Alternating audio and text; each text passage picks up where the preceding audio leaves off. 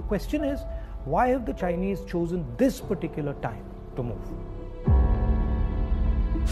अरे भैया क्या कहा, बाल ऐसे कर लो क्योंकि हमें नाज है खुद पर टाइप्स। देखिए शर्ट भी पहना है। देश नीति पे चर्चा करेंगे थोड़ी।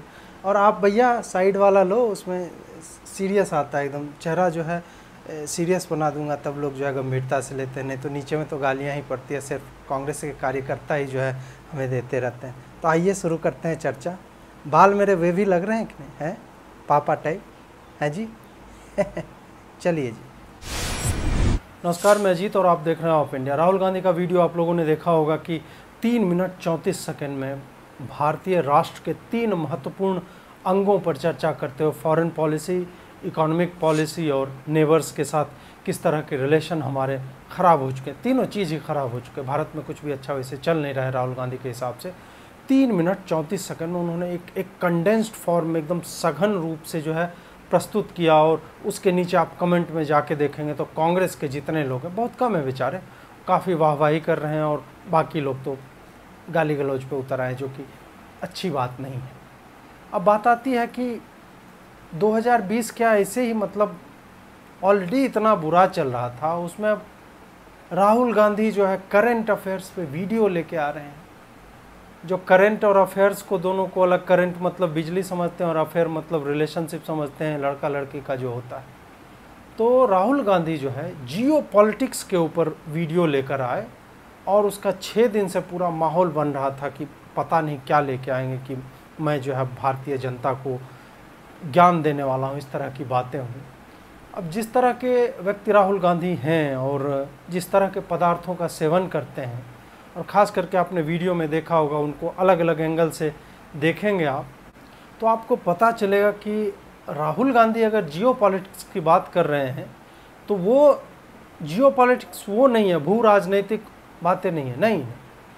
उनका जियो पॉलिटिक्स का मतलब होता है जैसे जियो और पॉलिटिक्स, रिलायंस वाला जियो और पॉलिटिक्स मतलब मोदी, इस टाइप का, या फिर जियो पॉलिटिक्स मतलब पॉलिटिक्स जिंदा रहे, इस तरह की बातें वो समझते हैं। क्योंकि जिस तरह से उन्होंने एक्सप्लेन किया तो लगता नहीं है कि वो मतलब कुछ और भी समझने की उसमें से कोशिश कर रहे हों। इससे पहले कि उनके वीडियो के हिस्से मैं सुनाऊं, उनके प्रश्न को सुनूं, समझूं और आपको उसका जो है विश्लेषण करके बताऊं, मैं राहुल गांधी जी की इन तस्वीरों को देख के काफ़ी दुखी हो गया। मतलब क्या हाल बना रखा, कुछ लेते क्यों नहीं। लेकिन फिर याद आता है कि कोरोना चल रहा है, हवाई जहाज़, हेलीकॉप्टर, बाकी सब चीज़ जो है जिससे पदार्थों का आवागमन होता है, वो सारी चीज़ें जो है बंद है। गली के नुक्कड़ पे अगर ऐसे पदार्थ मिलते तो हो सकता है कि ठीक रहती, लेकिन मुझे लग रहा है कि कुछ दवाई आदि की आवश्यकता है उनको, राहुल जी को। और मैं गेट वेल सून उनको कहना चाहूँगा, अगर कोई बीमारी है तो दिखाना चाहिए, क्योंकि शक्ल से लग रहा है कि वो बेचारे बीमार नहीं है तो कम से कम उदास चल रहे हैं। और ये उदासी किस कारण है ये तो राहुल गांधी जी ही जाने, या फिर कांग्रेस वाले लोग बेहतर बता पाएंगे। The question is, why have the Chinese chosen this particular time to move?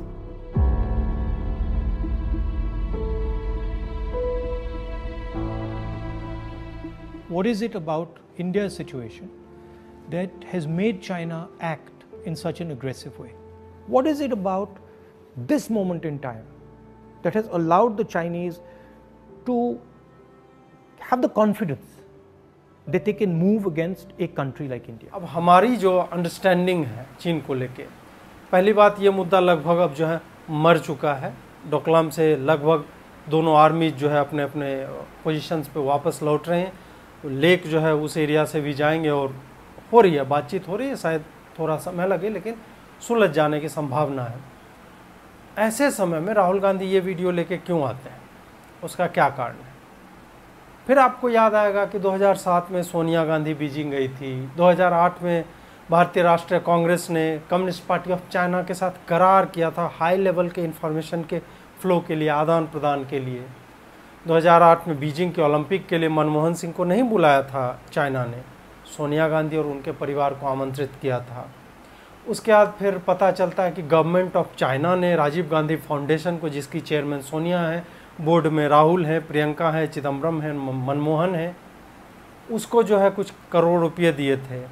उसके बाद राजीव गांधी चैरिटेबल ट्रस्ट जो है उसकी डीलिंग्स जो आजकल निकल के आ रही हैं। और उसी समय ये लोग चाइना को फेवर करने वाले फ्री ट्रेड एग्रीमेंट की वकालत करते रहते हैं। RCEP जो 16 देशों का फोरम है, उसमें चीनी सामानों को का व्यापार कैसे हो, चीन के की व्यापार नीतियां कैसी हो, जो भारत के फेवर में नहीं है, खास करके इंडिया के मैन्युफैक्चरिंग के फेवर में तो बिल्कुल नहीं है, उसको जो है उसको पुश करने की बात हो रही थी। और कॉमर्स मिनिस्टर जो है समय से पहले जो एग्रीमेंट देने के लिए तैयार थे, जिसको अभी तक जाके पिछले साल जो है हुआ है, तो भारत ने हाथ खड़ा कर दिया कि नहीं, हम उन टर्म्स पे नहीं चलेंगे।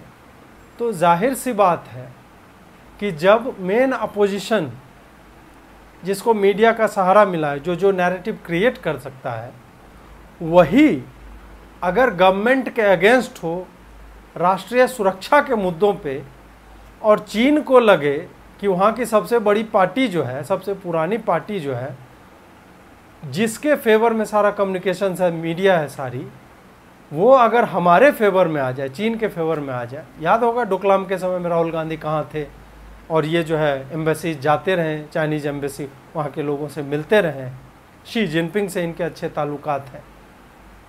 तो आखिर क्यों नहीं, उनको लगेगा कि हम करेंगे तो आधी जनता जो इन लोगों को सपोर्ट करती है, भाजपा को छोड़ के गैर भाजपाई शक्तियाँ जितनी हैं, वो तो उन्हीं के साथ बोल रही थी, सुर में सुर मिला के। और जिस तरह से बोलना शुरू किया तो उन्हें लगा कि ये सही मौका, ये उचित मौका है। अभी जो है अगर हम असर्ट भी करेंगे तो उल्टे जो है भाजपा के ही अगेंस्ट, मतलब इंडियन गवर्नमेंट और इंडियन आर्मी के अगेंस्ट ही हवा बनेगी। और कुछ हद तक ये लोग सफल भी हुए। अजय शुक्ला जैसे चंपू लोग जो आके रक्षा विशेषज्ञ बन जाते हैं, जिनके गांधी परिवार से ताल्लुकात हैं, नकली गांधी परिवार से।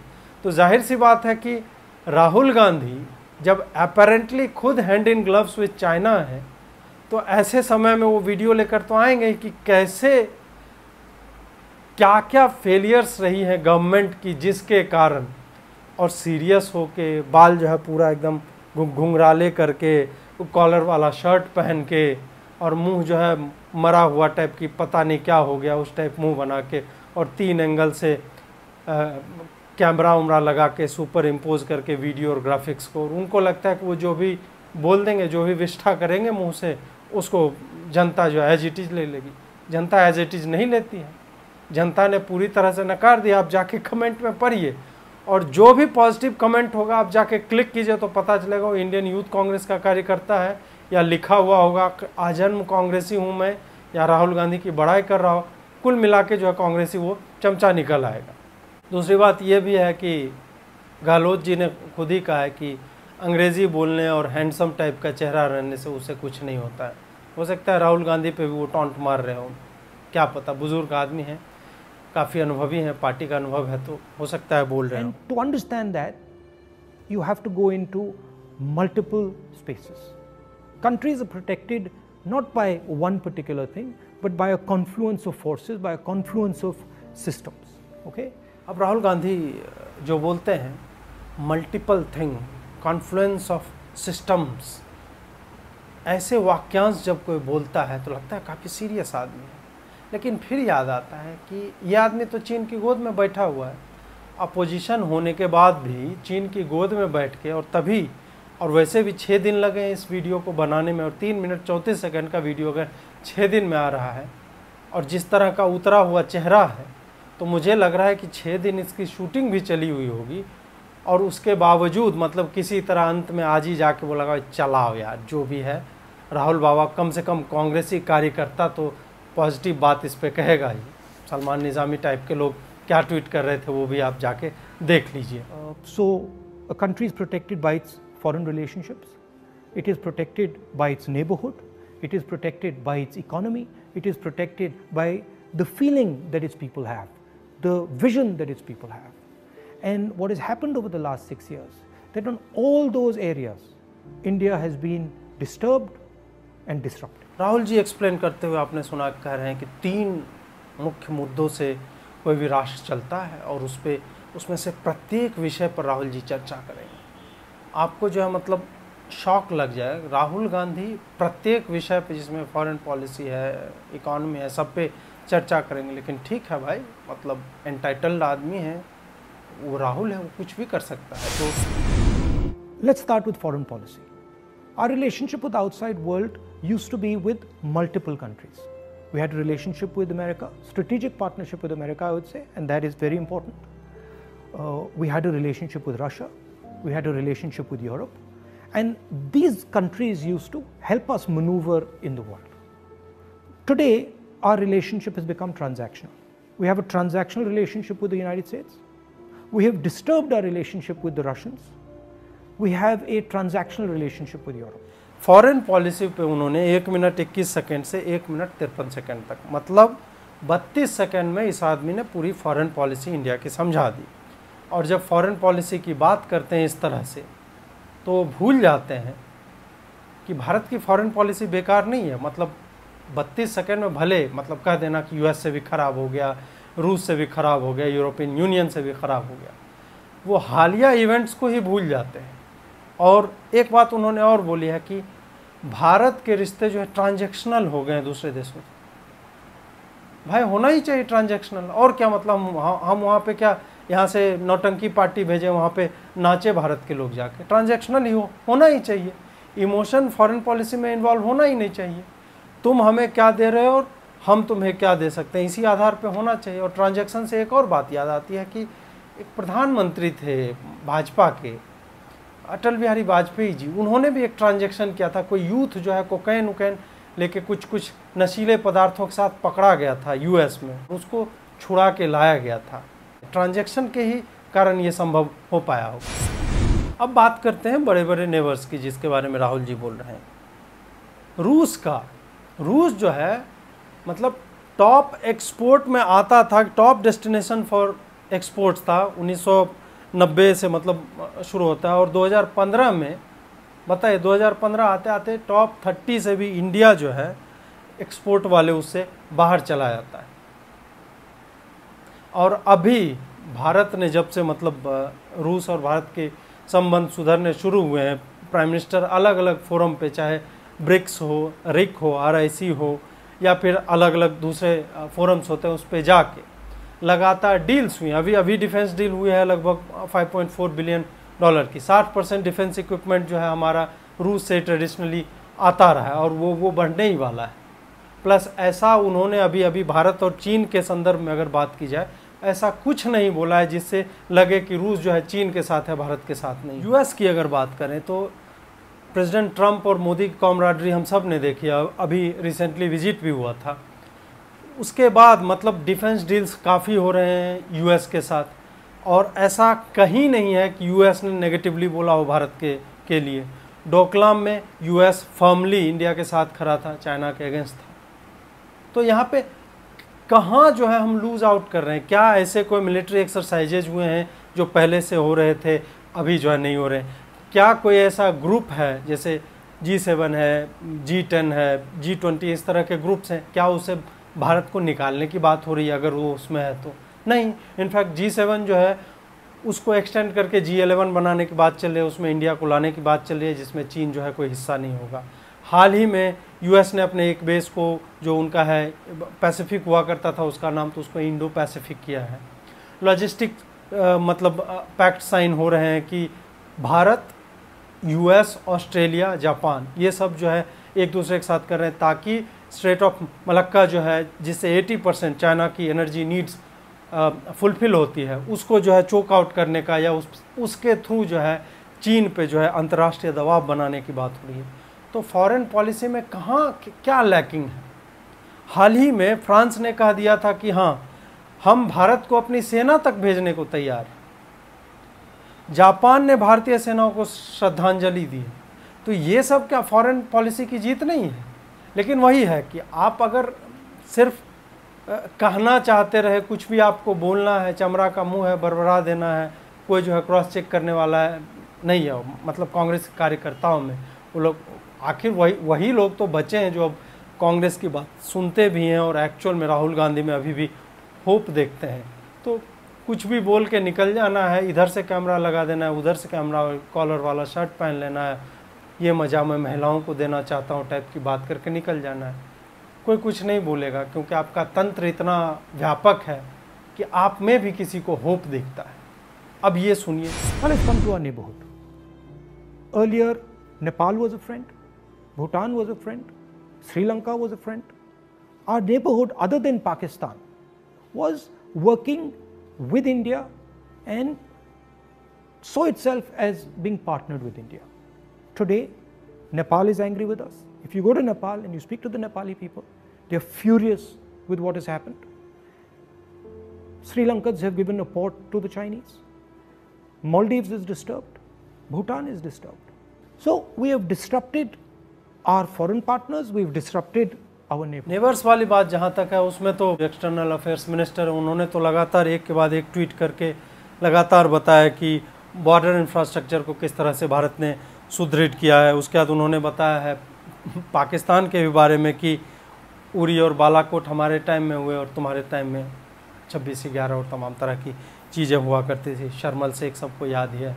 अफ़गानिस्तान की बात करते हुए वो लिखते हैं कि सलमा डैम, पार्लियामेंट और तमाम तरह के प्रोजेक्ट जो है अफ़गानिस्तान में भारतीय पैसे से और भारतीय साझेदारी के कारण वहाँ जो है संभव हो पाया है। उसके बाद जो है भूटान हमेशा से भारत के साथ मतलब खड़ा रहा है और कभी भी ऐसा तो बोला नहीं है जो कि राहुल गांधी क्लेम कर रहे हैं कि नहीं भूटान भी जो है हमसे दूर होता जा रहा है। नेपाल 17 सालों के बाद जो है प्राइम मिनिस्टेरियल विजिट्स देख रहा है। 89 का ब्लॉकेट सबको याद होगा। ये भी याद होगा कि नेपाल किस गवर्नमेंट के कार्यकाल में सेक्युलर कंट्री बन गया और भारत ने उसके लिए क्या किया। ये भी इसको याद होगा कि कैसे ये लोग धीरे धीरे जो है माओइस्ट की और चीन की गोद में जो है बैठते चले गए। आखिर क्यों इग्नोर ये बिग ब्रदर वाला पॉलिसी किसने अपनाया था, किस गवर्नमेंट ने अपनाया था। तो नेपाल के बारे में कि नेपाली लोगों से हम बात करेंगे, हमारे तो बहुत अच्छे संबंध थे, उसको तो स्क्रू अप यूपीए वालों ने किया था। और शर्म आनी चाहिए राहुल गांधी को कि वो नेपाल जैसे मुद्दे पे भी जो है इस सरकार को मतलब बीजेपी की सरकार को गए। बांग्लादेश के साथ बाउंड्री डिस्प्यूट, गांव का जो एक्सचेंज होता है वो सारा जो है सेटल हुआ, किसके टाइम में हुआ और उससे पहले क्या हो रहा है। मालदीव्स के साथ डिफ़िकल्ट टाइज थे।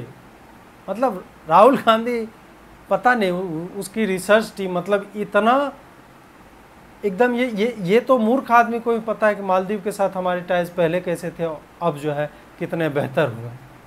श्रीलंका वाला जिस संबंध होता पोर्ट का पूरा ग्राफिक्स चलाया राहुल गांधी ने, उसको याद होना चाहिए 2008 में उन्हीं के टाइम में शुरू हुआ था और 2010 में पहला फेज जो है उसका ऑपरेशनल हो गया था। तो क्या ये भी हमबंद तोता में, हाँ राहुल गांधी ये कह सकते हैं कि राष्ट्रीय स्वयंसेवक संघ के और भाजपा के कार्यकर्ता जो वहाँ पे ईंट और सीमेंट जो है लगा रहे हैं उस पोर्ट को बनाने में, इसी कारण जो और ब्लेम करने का तो कोई दूसरा रीजन दिखता नहीं। Our neighborhood. Now let's come to the economy. Our pride, something that India used to go to the rest of the world and talk about, boast about. Worst economic growth, 50 years, no end in sight, absolute disaster, unemployment highest in 40-50 years. So our strengths have suddenly become our weaknesses. We told the government that look, please realize that we are becoming vulnerable. All these things are connected. They're not separate. When you look at a nation, you have to look at all these factors and you have to act, taking into account all these factors. We told them, listen, for God's sake, inject money into the economy, fire the economy, and do it immediately. Protect the small and medium businesses. Refuse to do it. Economy की जहाँ तक बात है, Covid के दौर में 20 billion का विदेशी निवेश जो है या तो प्लेज किया गया है या इन्वेस्ट करने की बात हो रही है। पेगाट्रॉन है, आपको फॉक्सकॉन है, ये सारी फैक्ट्रीज जो है, जो एप्पल की सबसे बड़ी असेंबलिंग फैक्ट्री है, वो जो है भारत में निवेश करने का सोच रही है। या जो जैसे फॉक्सकॉन है तो वो अपना निवेश जो है बढ़ा रही है, दायरा बढ़ा रही है, इससे जॉब ही क्रिएट होगा। माइक्रोसॉफ्ट ने अलग एक और कैंपस खोलने का नोएडा में जो है उसकी सहमति दी थी। गूगल ने 10 बिलियन का डिजिटल इंडिया इनिशिएटिव के लिए प्लेज किया कि आने वाले 5-7 सालों में करेंगे। तो ये तो हो रहा है ना। कोविड-19 के भी टाइम में इकॉनमी, वो तो पूरे दुनिया की इकॉनमी नीचे जा रही है। इसके लिए अगर राहुल गांधी चिल्ला रहे हैं तो उनको 2008 का, 9 का, 11 का और 12 का दौर याद करना चाहिए, जब आपकी जीडीपी 3% और 5% की गति से बढ़ रही थी। तो इन सब चीज़ों को किसी ने उस वक्त कुछ नहीं कहा, क्योंकि 2008 का दौर जो है रिसेशन का दौर था और पूरी दुनिया जो है लो रेट ऑफ जीडीपी से जूझ रही थी, तो उस कारण इंडिया का भी हुआ। तो इसके लिए आपको ब्लेम नहीं करेंगे। उसी तरह कोविड के दौर में पूरी दुनिया की इकॉनमी नीचे चल रही है, लेकिन वही है कि पॉट शॉट्स लेने हैं, ब्राउनी पॉइंट्स स्कोर करने हैं, डिम्पल जो है 1.5 कट्ठा का गाल पे बनाना है और कुछ भी बोल के जो है निकल जाना है। उसका एसएमई की बात की है राहुल गांधी ने। अरे एसएमई को तो 20 लाख करोड़ का पैकेज में पता करो, अगर जोड़ घटाव करने आता है तो किन लोगों को वो पैसा गया है, क्यों गया है। उन्हीं को सस्टेनेबल बनाने के लिए कि उनकी दुकानें बंद ना हो, उनको कमाने का एक जरिया मिला रहे, और आत्मनिर्भर भारत पूरा का पूरा पैकेज जो अनाउंस हुआ, और वो और भी शायद आने वाले दिनों में होगा। 80 करोड़ लोगों तक भोजन की व्यवस्था की जा रही है, नवंबर तक का फिक्स है। और तुम्हें लग रहा है कि नहीं, मतलब रोजगार को और रोजगार के क्रिएशन को, अभी कौन सा देश कहाँ पे रोजगार दे रहा है भाई? अभी सारे लोग कोविड से लड़ रहे हैं, अभी तो नॉर्मल सी बात है कि रोजगार नीचे जाएगा है। और किस तरह के रोजगार? एक अनऑर्गेनाइज सेक्टर में रोजगार मिलता है आदमी को कि नहीं, वो तो हमें पता तक नहीं चलता। उसका तो 70 साल में कोई मैकेनिज्म नहीं बना है हमारे देश में। हमारे देश में सिर्फ जो ईपीएफओ और ये सब में इन्वेस्ट कर रहे हैं, पैसा लगा रहे हैं और पैसा जमा करते हैं, उन्हीं के बारे में पता चलता है। गवर्नमेंट सेक्टर में कितने हैं, प्राइवेट सेक्टर में कितने, ऑर्गेनाइज सेक्टर में, उन्हीं का पता चलता है। बाकी लोग जो रोजगार कर रहे हैं, लोगों को रोजगार दे रहे हैं, दुकानदार हैं जैसे कि खोमचा लगाने वाले लोग हैं, वो भी रोजी रोटी तो कमा रहे हैं ना, वो बेरोजगार उन्हें नहीं कहा जा सकता। पकौड़े वाली बात पे जो है लोग हंसने लगते हैं। हाँ, सही बात है कि हमारे इंजीनियर जो है पकौड़ा तलने पर मजबूर हो रहे हैं, उसमें समस्या है, लेकिन कोई पकौड़ा बना रहा है और 3 आदमी को रोजगार दे रहा है, अपना 5 आदमी का परिवार जो है पाल रहा है, उसमें कोई समस्या नहीं है, वो भी रोजगार है। तो गलत मौके पे सरकार को इस तरह से घेरना, जैसे कि हम बुद्धिमान हैं और सरकार को मैंने कहा, उन्होंने नकार दिया। नकारा कहाँ भाई? तुम जो कह रहे हो कि डायरेक्ट हाथ में पैसा दे दो लोगों के, वो संभव नहीं है। 2008 में मनमोहन सिंह ने ऑक्सफोर्ड के पढ़े हुए हैं और फिर चिदम्बरम जो है हार्वर्ड से पढ़े हुए हैं, ये सब जो है दिमाग लगा के जो काम किए थे 2008 में डायरेक्ट हाथ में पैसा देने का, उसका रिजल्ट तो 2016 तक भारत भोगता रहा है कि इन्फ्लेशन कंट्रोल में नहीं आ रहा था। तुमने स्पेंडिंग बढ़ा दी, लोगों को पैसा दे दिया, तो वो कमाएगा क्यों? यहाँ पे हो रहा है कि नहीं, हम लोगों के हाथ में पैसा नहीं देंगे, हम बिजनेसेस को मनी मल्टीप्लायर इफेक्ट जो होता है हम वो क्रिएट करना चाहते हैं कि लोग उस 100 रुपया का इन्वेस्ट करके 102 रुपया कमाएं, 2 रुपया लाभ लें, 10 रुपया लाभ कमाएं और उसके बाद वो फिर उसको कहीं और इन्वेस्ट करें। जाहिर सी बात है कि राहुल गांधी से इतनी ज़्यादा अपेक्षा करना जो है वो एक तरह से मूर्खता ही। So today you have a country which is economically in trouble as far as foreign policy is concerned, in trouble with its neighbors, and that's why the Chinese have decided that this is possibly the best time to act, and that is why they have acted. और अंत में फिर वही घुमा फिरा के राहुल गांधी ने अपने ही क्वेश्चन का, अपने ही तर्कों के सारे तर्क, मतलब एक एक लाइन उस पूरे वीडियो में फर्जी है, उसका सहारा लेके उन्होंने समझा दिया कि किस तरह से तब चाइना ने सोचा कि ये मौका जो है एकदम से एक्ट आउट करने का सही है। एक भी बार राहुल गांधी ने चीन को ब्लेम नहीं किया कि चीन को ये नहीं करना चाहिए। हम मान लेते हैं, चलिए मान लिया कि हमारी इकॉनमी एकदम बर्बाद है, भूखे मर रहे हैं लोग, हमारी विदेश नीति सब चीज़ खराब है, तो क्या ये किसी भी दूसरे सॉवरेन नेशन को ये राइट मिल जाता है कि वो दूसरे नेशन का जो है ज़मीन हड़प ले? और ज़मीन हड़पने की जब बात कर रहे हो राहुल गांधी, तो अपने प्रधानमंत्री अब्बा के, प्रधानमंत्री नाना के बारे में बात कर लेते कि उन्होंने क्या किया था। उनका भी चीन के साथ कुछ ज़मीन का मैंने सुना है, अक्सई चीन है उधर, और तिब्बत उब्बत और इधर अरुणाचल प्रदेश वाला एरिया, ये सब कब गया? और लद्दाख के हिस्से जो है कब गए? वो भी क्या मोदी जो है उस टाइम में और भाजपा ने जाके दे दिया क्या? वही है, थॉट्स में क्लैरिटी नहीं है। 3 मिनट में जो है इन सारी चीज़ों को समझा भी देना है और फिर जो है होप बन के, एक मतलब देश के लिए होप बन के उभरना है। ठीक है, जिसके लिए राहुल गांधी होप है वो बने रहे, ताकि मोदी जो है 2039 तक, मतलब मोदी नहीं तो भाजपा तो बनी ही रहेगी, अगर इस तरह का अपोजिशन होगा और इस तरह का लॉजिक देने वाले लोग इस देश में रहेंगे। जुड़े रहिए, बहुत बहुत आभार आपका, नमस्कार।